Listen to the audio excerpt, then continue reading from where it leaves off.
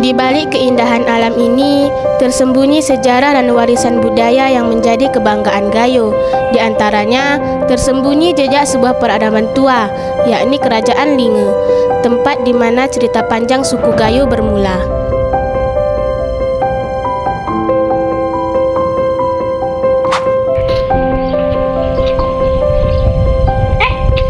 Assalamualaikum warahmatullahi wabarakatuh.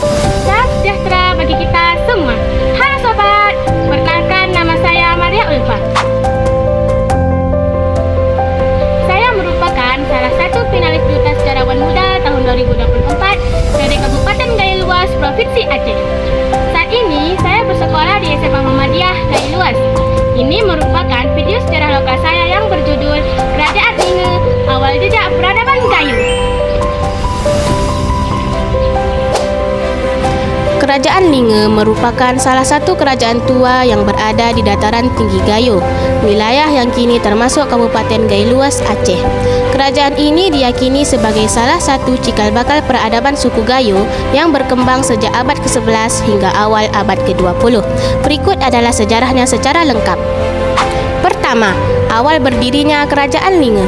Kerajaan Linge didirikan oleh seorang pemimpin yang bernama Adiraja Linge I atau dikenal sebagai Apung Linge. Menurut legenda dan cerita turun-temurun, Adiraja adalah seorang keturunan ningrat yang memiliki keahlian dalam memimpin masyarakat. Wilayah kekuasaan awalnya meliputi dataran tinggi Gayo yang melingkupi kawasan Linge, Tanah Gayo hingga sebagian Aceh Tengah. Kerajaan ini didirikan untuk menyatukan masyarakat Gayo yang pada waktu itu hidup dalam komunitas-komunitas kecil.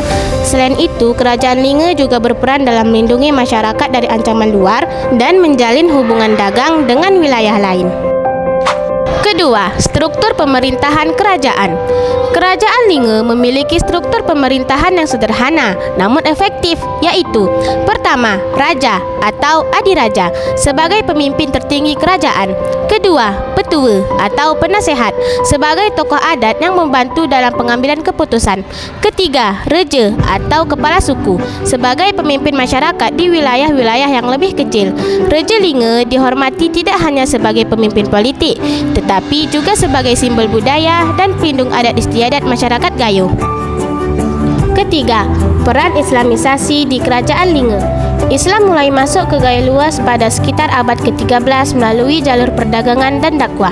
Kerajaan Linge menjadi salah satu pusat penyebaran Islam di dataran tinggi Gayo. Para raja Linge yang kemudian memeluk Islam memainkan peran penting dalam menyebarkan agama ini ke seluruh wilayah Gayo dan sekitarnya.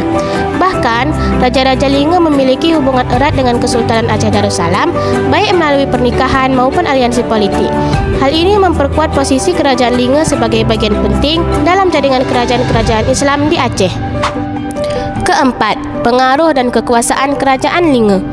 Kerajaan Linge memiliki pengaruh yang besar terhadap kebudayaan, adat, dan tradisi masyarakat Gayo. Pertama, adat istiadat. Gayo Luas memiliki banyak tradisi, di antaranya seperti tari saman dan didong, yang berakar dari masa Kerajaan Linge. Kedua, bahasa. Bahasa Gayo yang digunakan hingga saat ini juga merupakan warisan dari masa kejayaan Kerajaan Linge.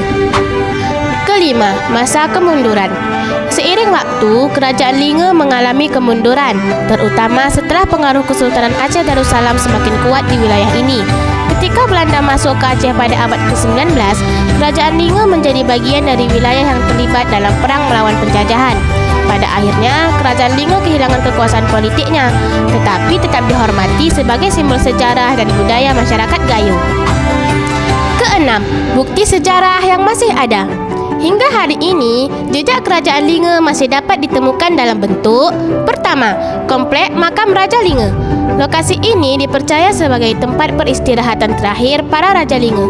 Kedua, situs tradisional seperti batu-batu megalit dan tempat-tempat ritual yang digunakan oleh masyarakat Gayo.